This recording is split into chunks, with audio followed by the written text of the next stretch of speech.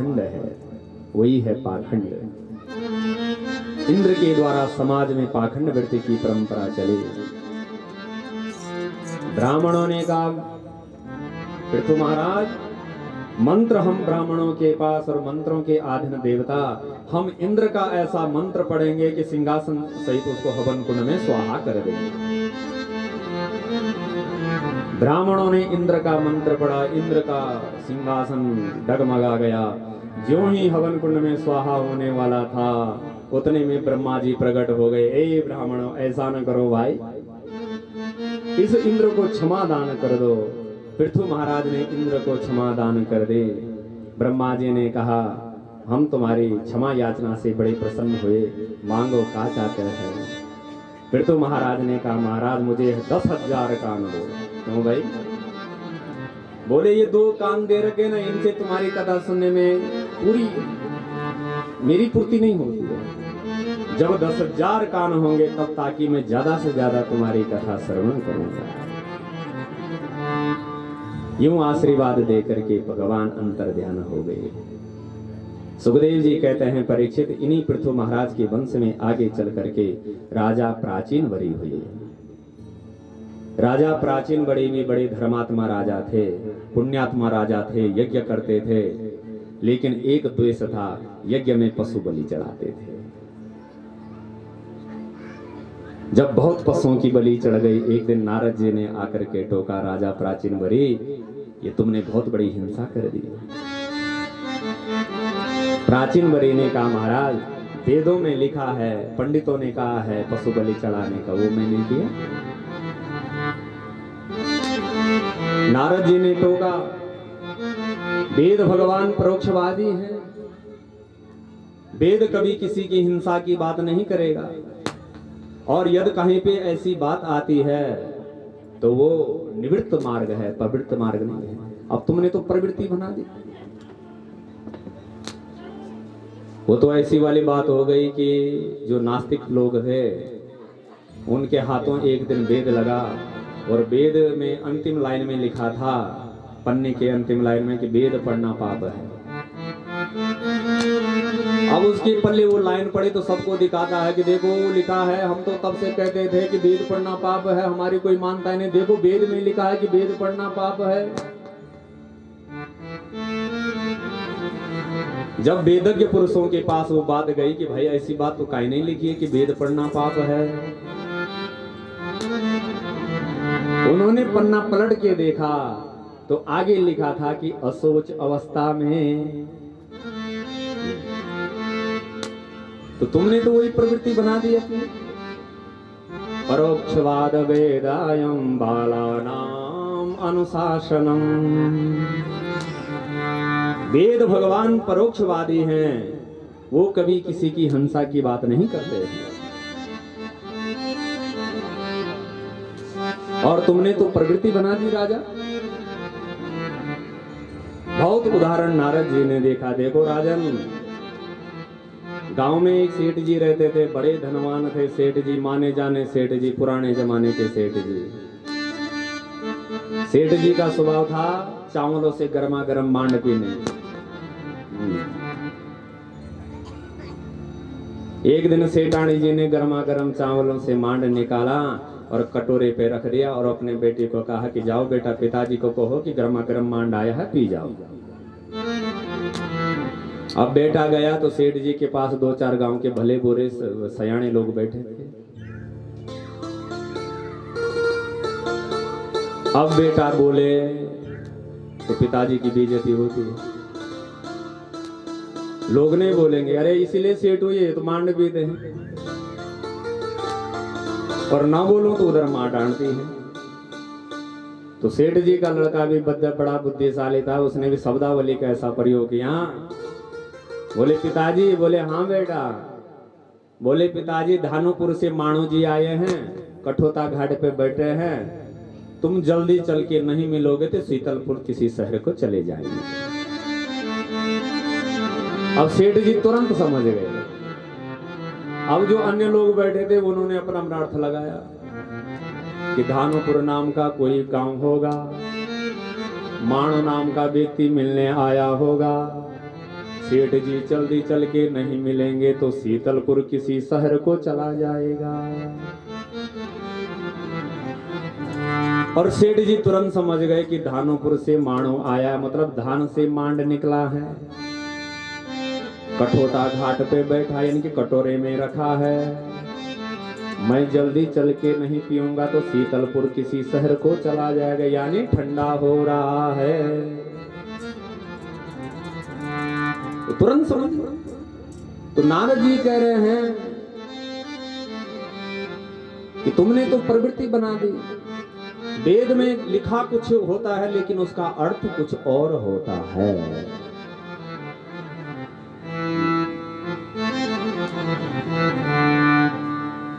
चेला की आदत बिगड़ गई थी। गुरुजी को जब पता लगा कि मेरा चेला बीड़ी पीने लग गया तो गुरुजी ने एक दिन डांटा, पीटा। देख बेटा, बीड़ी नहीं पीनी चाहिए, स्वास्थ्य के लिए हानिकारक है। तो चेला कहता है क्या करूं गुरुजी, आदत बिगड़ गई, आदत पड़ गई, अब तो छूटती नहीं है, छोड़ने से भी नहीं छूट रही है।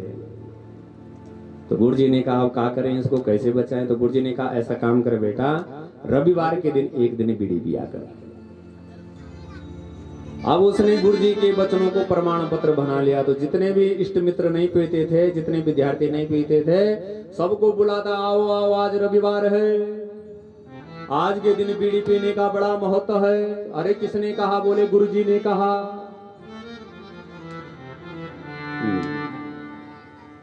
अरे गुरुजी तो धूम्रपान का निषेध करते हैं। अब गुरुजी ने तो यूं कहा कि कम से कम 6 दिन तो बचेगा, धीरे धीरे इसकी आदत टूट जाएगी।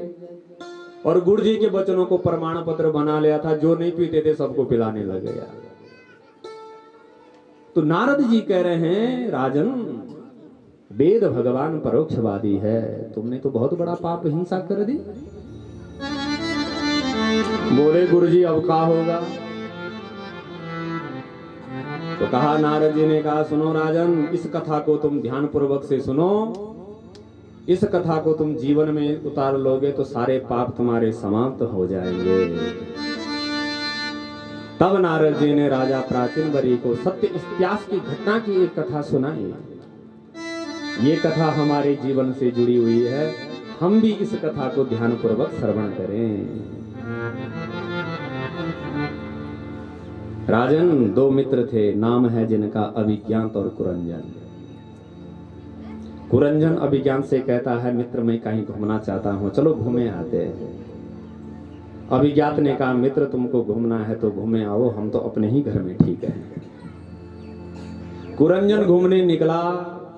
अभिज्ञात ने कहा देख मित्र जल्दी आना, घूमते मत रहना। बोले मित्र बस यूं गया यूं आया। कुरंजन घूमने निकला तो कई लाखों शहर उसने घूमे, लेकिन कोई शहर उसको पसंद नहीं आया। एक शहर बहुत छोटा था। जैसे उस शहर में कुरंजन ने मुख्य द्वार से प्रवेश किया तो सामने से क्या देखता है, एक कुंवारी कन्या, उसके साथ 5 सैनिक इधर 5 सैनिक पीछे से 5 फन वाला नाग चल रहा है। कुरंजन ने कहा ये शहर की मालकिन है, चलो इससे परिचय किया जाए। कुरंजन गया, कहा देवी मैं तुम्हारा परिचय पा सकता हूं। उस देवी ने कहा मुझे अपने माता पिता का पता नहीं, मैं इस शहर की मालकिन हूं। ये 10 मेरे सैनिक हैं, एक सेनापति है। ये 5 फन का जो नाग तुम देख रहे हैं, ये सोते जागते सदैव शहर की रक्षा करता है, विवाह मेरा हुआ नहीं। कुरंजन ने कहा देवी तो विवाह हमारा भी नहीं हुआ। एक दूसरे ने पसंद किया, बरमाला डाला, अब हो गए कुरंजन और कुरंजनी। उसी शहर में एक कुरूपा नाम की एक कन्या है, बड़ी कुरूपा है बेचारी।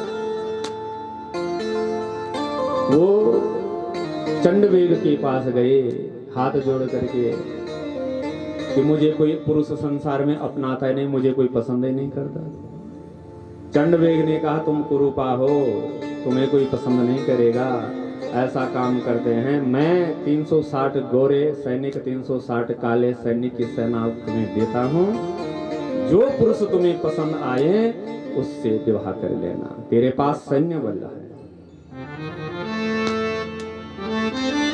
अब वो कन्या बेचारी गई। एक दिन इसकी नजर कुरंजन पे पड़ी।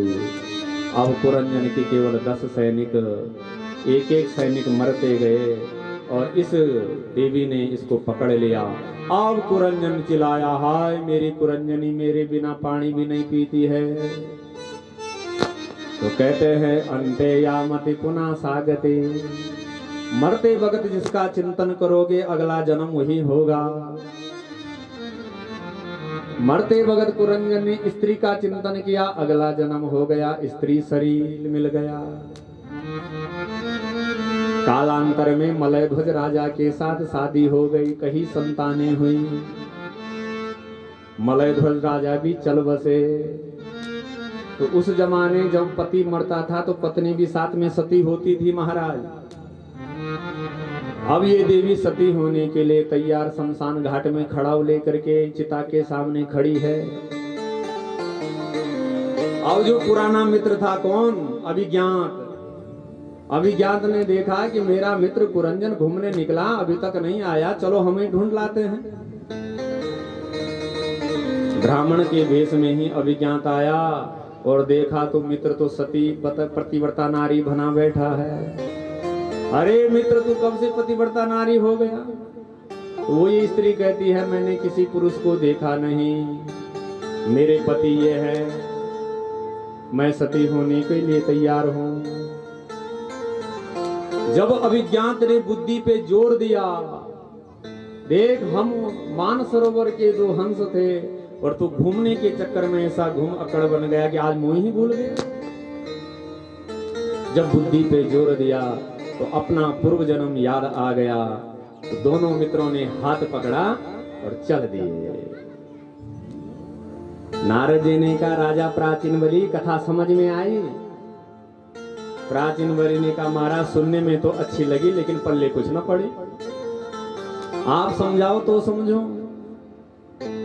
तब नारद जी ने समझाया, सुनो राजन, ये दो मित्र कोई और नहीं, ये हैं जीवात्मा और परमात्मा। जीवात्मा का नाम है कुरंजन, परमात्मा का नाम है अभिज्ञात।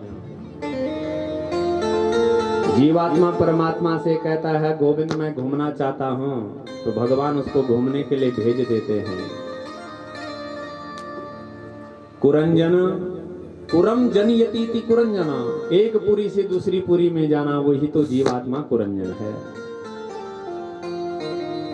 कुरंजन ने लाखों शहर घूमे लेकिन कोई नगरी पसंद नहीं आई।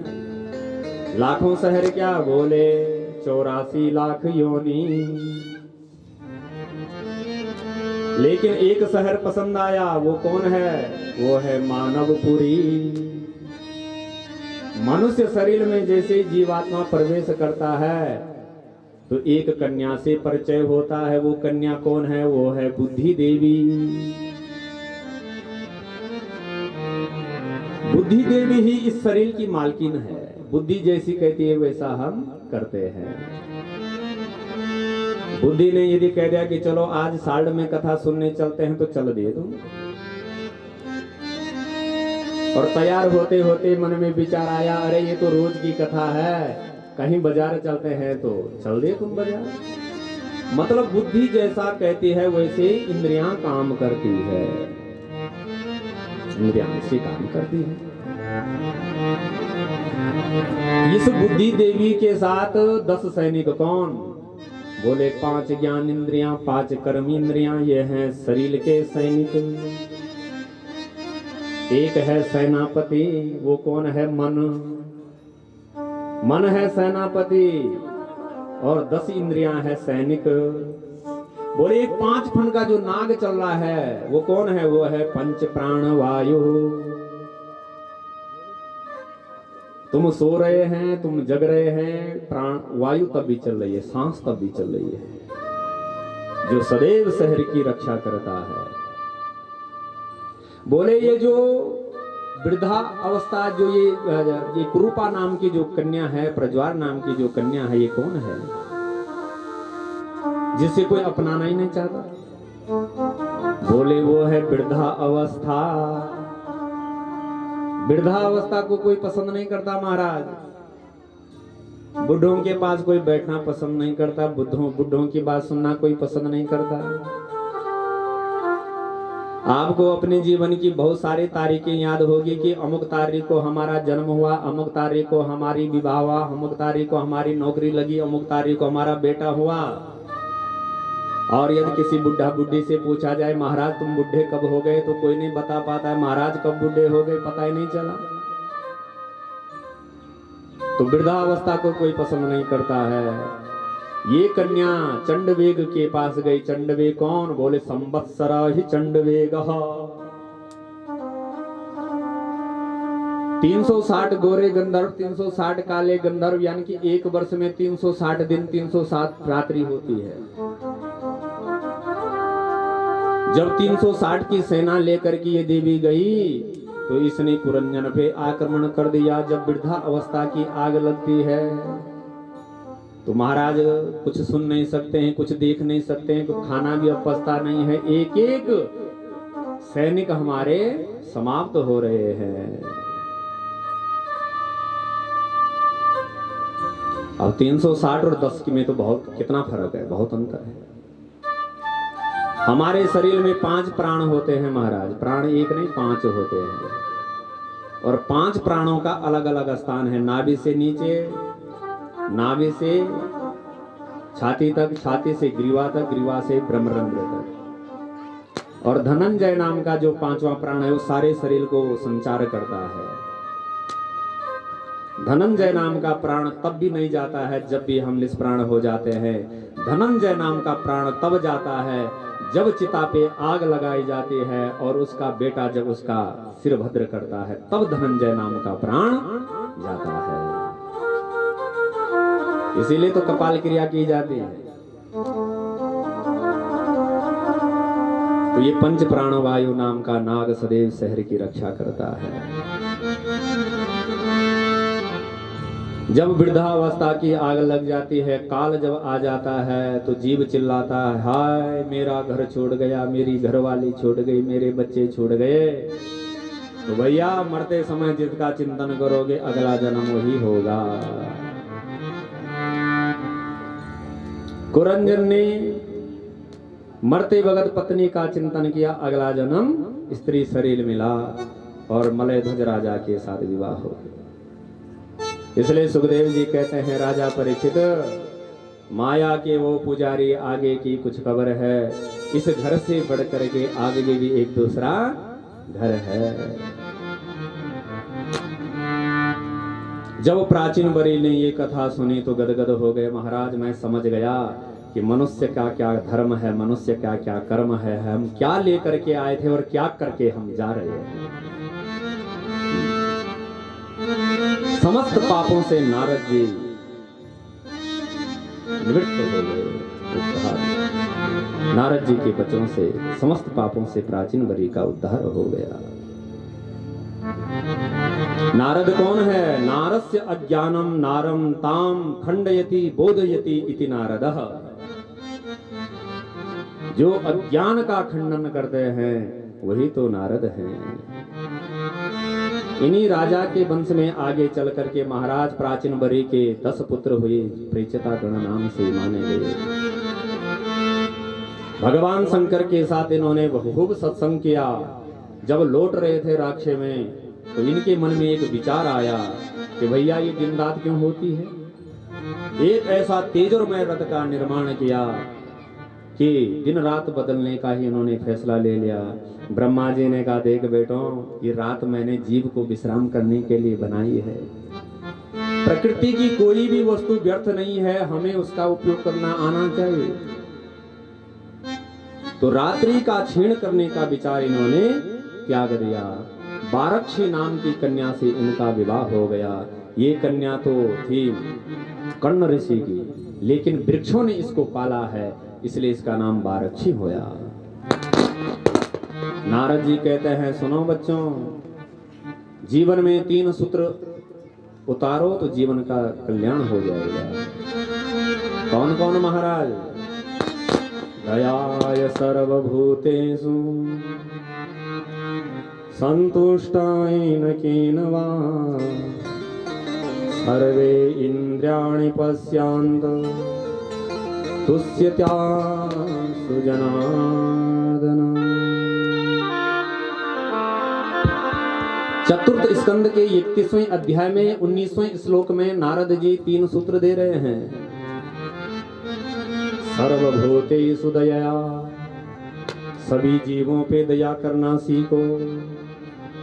संतुष्टो येन केन वा, जितना मिला है भगवान ने जो दिया उसी में संतुष्ट रहने का प्रयास करो। हम लोग आज के आनंद को कल के चिंतन में गंवा देते हैं महाराज। और तीसरा सूत्र दे रहे हैं कि अपने से छोटों पर अनुग्रह करना सीखो तो आशुतोष जन्म त्यास हो, भगवान तुरंत प्रसन्न हो जाएंगे और तुम्हारा कल्याण होगा। और इसी के साथ चतुर्थ स्कंद संपन्न हो गया। बोल वृंदावन विहारी लाल की जय। कथाएं अभी बहुत पीछे है, अभी हमको बहुत आगे पहुंचना है।